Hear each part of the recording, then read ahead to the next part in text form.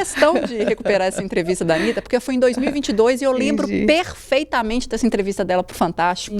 Porque eles chegaram a cogitar que essa dor que ela sentia, ela falou que a primeira vez que ela sentiu dor, a gente está falando de uma entrevista em 2022, foi 9 anos antes, quando ela gravava um clipe do Show das Poderosas, que foi um fenômeno, explodiu. E ela até falava assim, nossa, eu tinha que respirar fundo e fazer aquele making off em que foi super arrastado e eu saí direto do clipe para o hospital. E ao longo desse processo de sentir muita dor, ela chegou a ouvir de profissionais da medicina falar que ela era falta de higiene. Ela falou que ficou aquela louca psicopata de higiene. Então ela tinha que ficar limpando. E cuidados. Ela falou que ela tomou antibiótico por 6 meses e tudo quanto é tipo de remédio para tratar e nunca melhorava. E eu falei assim, gente, mas não é possível. Até que ela chegou a falar assim, tira tudo. Eu tô sentindo tanta dor que tira tudo. Talvez eu pare de sentir tanta dor. Esterectomia, né? Mas são 9 anos. E por uma pessoa que chegou no auge, que poderia, sabe, encurtar esse caminho ou procurar uma resposta, inclusive fora do país, porque você não tem condição. Aí eu queria entender, assim, por que se demora tanto? Eu acho que essa é a pergunta que todo mundo faz. Se tem que ser necessariamente, para começar essa investigação, o aparecimento desses 3 fatores. E por que os médicos, muitos, não vou generalizar, mas normalizam a dor da cólica? É normal. Então, se por ser normal, fica. Valendo a palavra. Minha vez. Sua vez. Bom, o que acontece? Assim, eu não sei se é muito claro sobre o entendimento da doença. É muito Pode claro isso para vocês? explicando. Então, o que é endometriose? Toda mulher, né, vai menstruar a partir da fase puberal. Então, todo mundo começa a menstruar. E o que a menstruação faz? O desenho da reportagem está lindo. A gente menstrua não só pela vagina, quanto pelas trompas.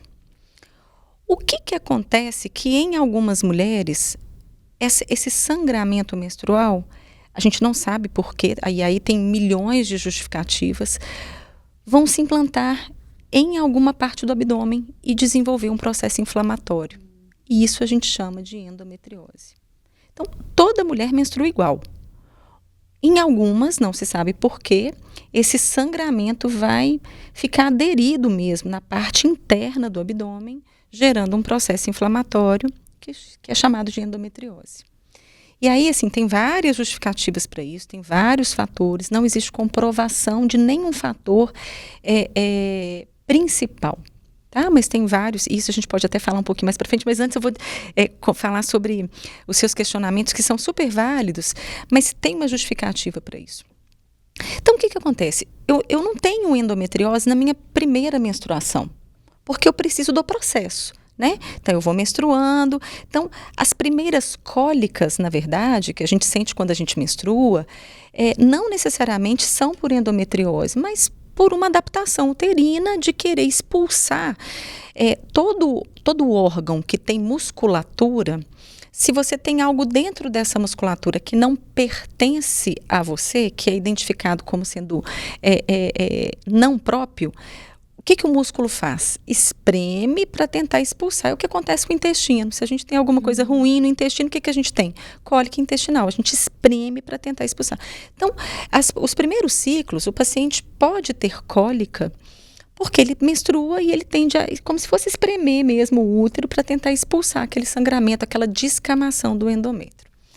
Bom, toda cólica é normal? Claro que não. Né, uma cólica que te atrapalha no dia a dia, né, uma cólica que é suficiente para não te deixar fazer o que você tem hábito de fazer, a gente tem que investigar.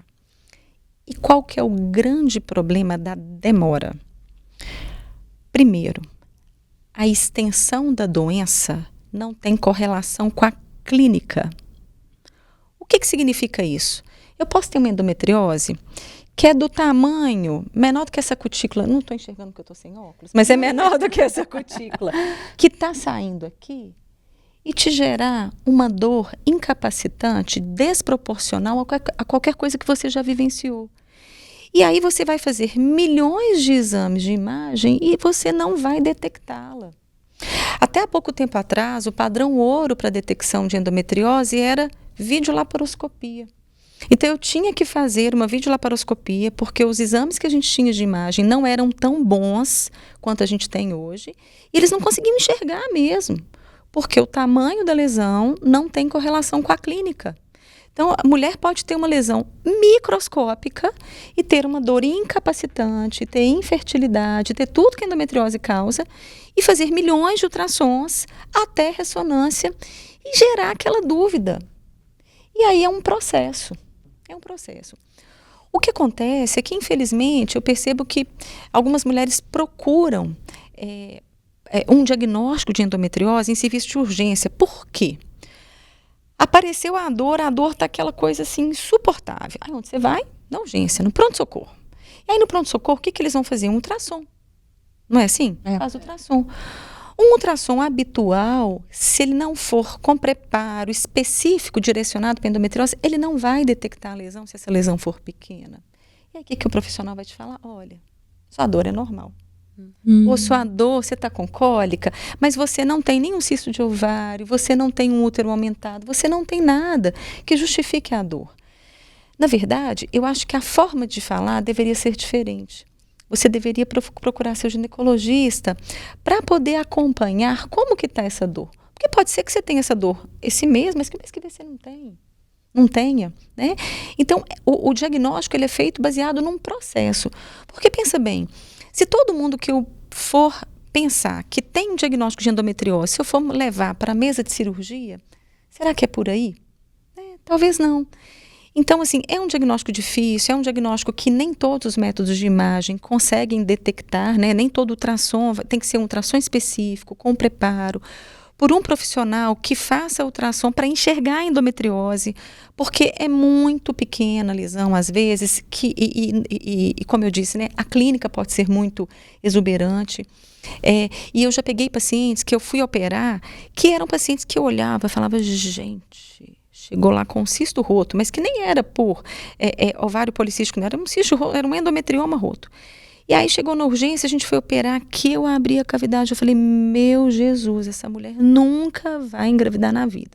Aí operou aquele cisto roto.